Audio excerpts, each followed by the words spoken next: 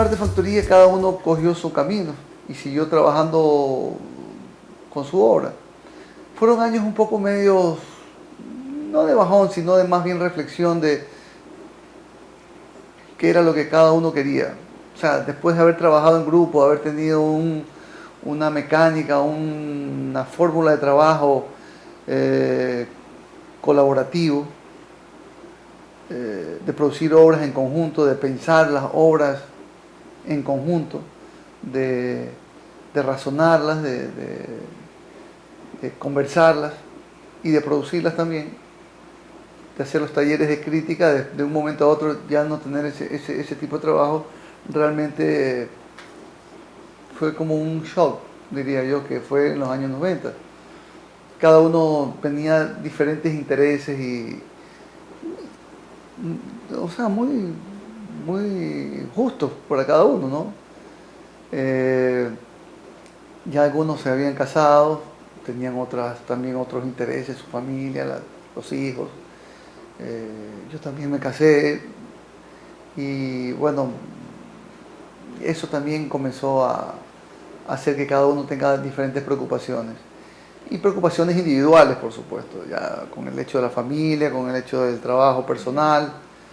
Pero bueno, se siguió trabajando.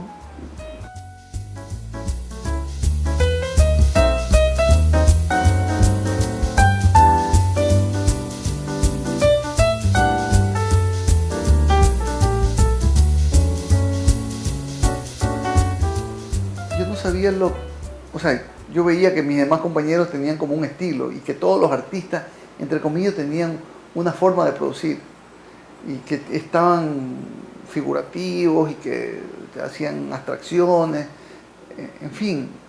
Y yo tenía una forma de producir muy anárquica, ¿no? Marco Alvarado también tenía una forma de producir un poco anárquica, pero en esas conversaciones donde se conversaba de todo, yo más o menos por el 82, no en el 82, tal vez un poco después, en el 85, luego de pelear conmigo mismo y de no poder conciliar el sueño, por eso esa preocupación grande que tenía de no saber qué mismo es lo que yo estaba haciendo. Y yo dije, bueno, yo lo que soy es un anarquista creador.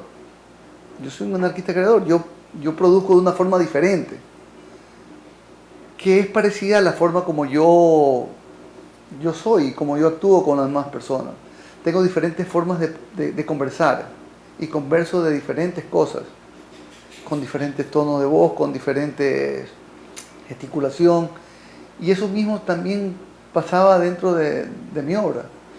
Yo era un pintor figurativo porque había venido de una escuela donde se enseñaba las formalidades del arte, o sea, las tradiciones, y que no me había cuestionado de una forma muy consciente esas tradiciones.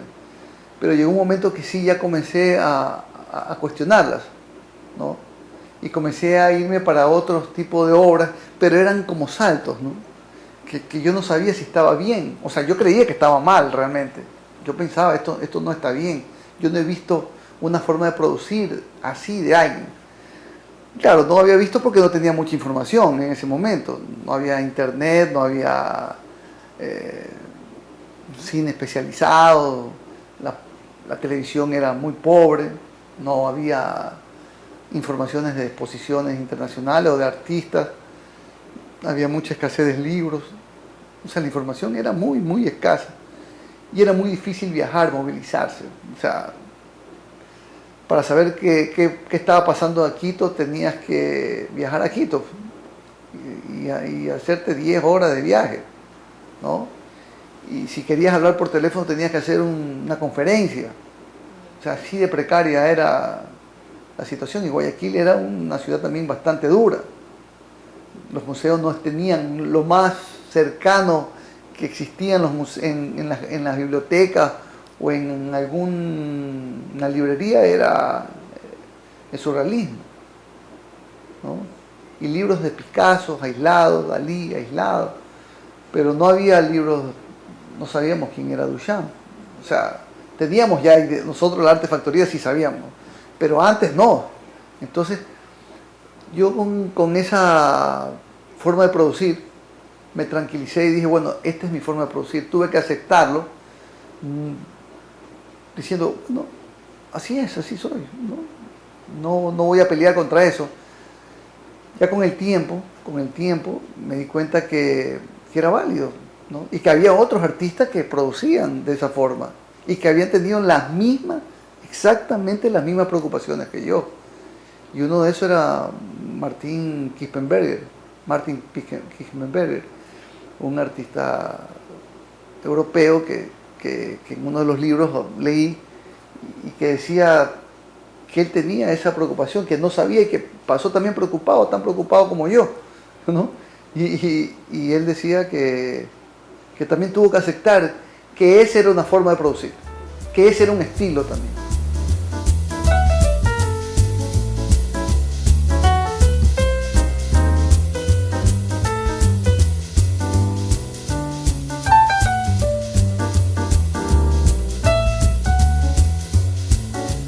Bueno, todo tiene su evolución normal, digo yo, ¿no?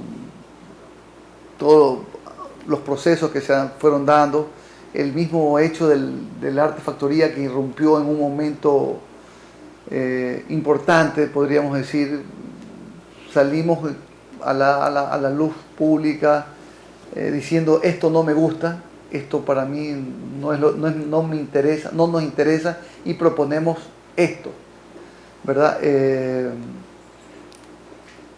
Y eso generó un cambio en la gente joven que asistía a nuestras exposiciones. Eso indiscutiblemente generó un cambio. Y ese cambio lo fue asimilando otras personas y otros artistas que fueron viendo y se fue interesando en el proceso de la artefactoría y bueno, esa gente también comenzó a producir de otra forma. Y eso pues indudablemente se ha repartido de una forma más interesante aún y más potente con la aparición del ITAE.